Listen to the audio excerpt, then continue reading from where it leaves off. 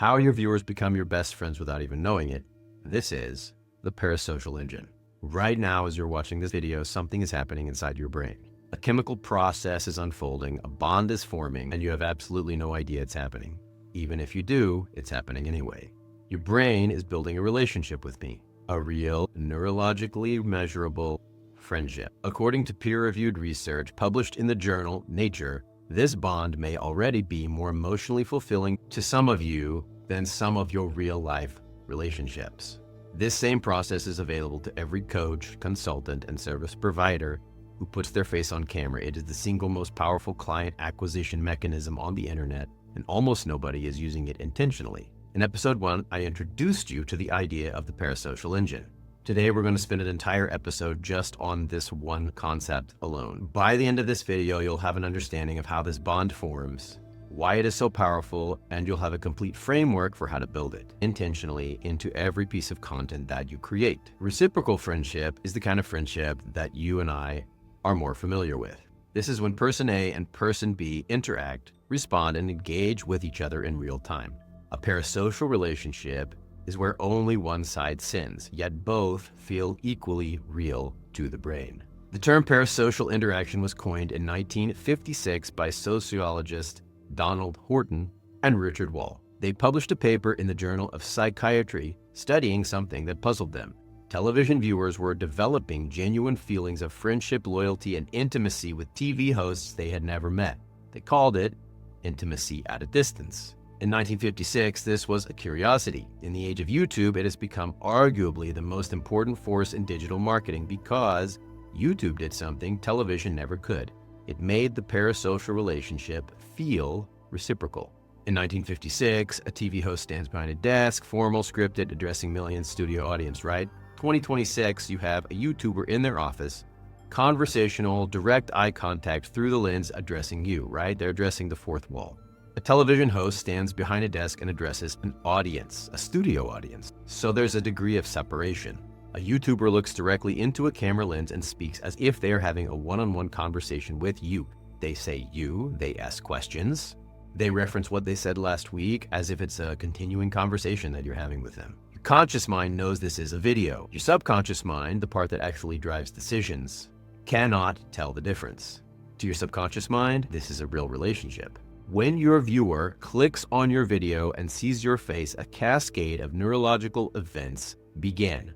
A region in the temporal lobe dedicated to facial recognition evolved to identify members of your tribe, distinguish friend from foe, and read emotional cues. Your viewer's brain does not care that your face is on a screen. It fires the same way it would if you were sitting across from them at a coffee shop. Mirror neurons fire both when you perform an action and when you observe someone else performing it. When you smile on camera, your viewer's mirror neurons fire as if they are smiling too. When you express passion, their brain mirrors that as well. When you lean in and lower your voice, their brain leans in as well. This is why video is so much more powerful than text or audio. Dr. Paul Zak, a neuroeconomist at Claremont Graduate University, has spent over 2 decades studying the role of oxytocin in human trust.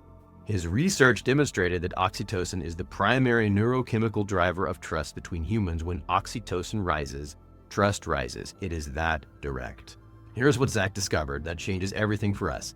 Character-driven narratives, stories with emotional arcs, vulnerability, and personal stakes, cause the viewer's brain to produce oxytocin, the same chemical released when a mother holds her newborn. When you embrace someone you love, that same chemical floods your viewer's brain when they watch you tell a compelling story on camera. Your viewer's brain is producing the neurochemistry of love and trust while they watch your videos. They're not choosing to trust you. Their biology is choosing for them. And this is the parasocial engine at work. In a 2024 Nature study, participants rated parasocial relationships with YouTubers as more emotionally fulfilling than relationships with casual acquaintances. What did they measure? Emotional support, perceived understanding, reliability, overall fulfillment. Not their closest friends, not family, the people they see at work, the neighbors they wave to, the acquaintances they chat with at events. Those relationships were rated as less fulfilling than the bond they felt with YouTubers they had never met. Think about what this means for your business. When a potential client watches 10 or 15 of your videos over a few weeks, the bond they have formed with you is deeper than many of their real-world relationships. By the time they book a discovery call, they're not evaluating a stranger. They're reaching out to someone they already trust. This is why YouTube leads convert at 2 to 3 times the rate of cold outreach. Every video you publish is an opportunity to move viewers up this ladder. There are 5 rungs we're going to talk about, right? Someone discovers your channel. At this stage, you are a stranger. No bond, no trust, only curiosity. After 2 or 3 videos, they recognize your face, your voice, your style. The fusiform face area has cataloged you. Psychologist Robert demonstrated that simple, repeated exposure to a stimulus increases our preference for it. The more they see you, the more they like you, simply because you're familiar. They do not just recognize you, they like you. They enjoy your style, they look forward to your next video. Mirror neurons are fully engaged. Oxytocin is flowing. In rung 4, they have internalized your expertise. They believe what you say. When they have a question in your area, they think of you first. The parasocial bond is strong enough to drive purchasing decisions. Rung 5, they will buy anything you offer, refer you to everyone, and defend your brand as if it were their own. They do not just trust you, they identify with you. So here's the actionable section, right? 5 specific techniques that accelerate the formation of social bonds with your viewers. The first is direct gaze, what I'm doing right now.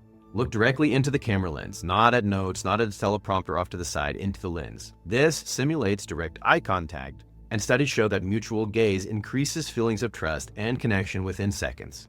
Your camera lens is the portal to that gaze. Conversational intimacy, right? Stop presenting, start conversing. Use the word you constantly, ask rhetorical questions, use pauses, reference previous videos as if picking up a conversation. Say, remember when we talked about? Or, you and I both know. These small choices create the illusion of a two-way relationship. They make the viewer feel like a participant, not a spectator, okay? Coaches should focus on building trust, or you need to focus on building trust. Strategic vulnerability. When you share a story about a time you failed, a mistake you made, a moment of doubt, you are not diminishing your authority, you are deepening the bond. You're triggering oxytocin. The key is the word strategic. Every vulnerable story must lead to a lesson that serves the viewer. So here's the formula. I struggled with X. Here's what I learned. Here's how that helps you, right? It's the so what filter. We've talked about this before. That is strategic vulnerability. And it is one of the fastest ways to move a viewer from familiarity to trust on the parasocial ladder. Number 4, consistency and ritual. Parasocial relationships thrive on predictability. The people you trust are the people who show up consistently. When you publish a video at the same time every single week, you embed yourself into the viewer's routine. Their brain learns to accept you. It's Wednesday. My friend is here. Every week you deliver, you reinforce the bond. Every week you miss, you weaken it. Consistency is not just a content strategy, it is a trust strategy. Shared enemy and identity, right? When you define a shared enemy, you create an in-group identity. This triggers a deep tribal bonding mechanism. In our world, the shared enemy might be the guru culture that sells surface-level tactics, right? The post and pray approach, or the idea that you need millions of views to succeed. When you name it, your viewer feels seen. They feel like they have found their people, and that is one of the most powerful feelings a human being can experience. What would you do in this situation, right? You're searching for a solution to a specific emotionally charged problem.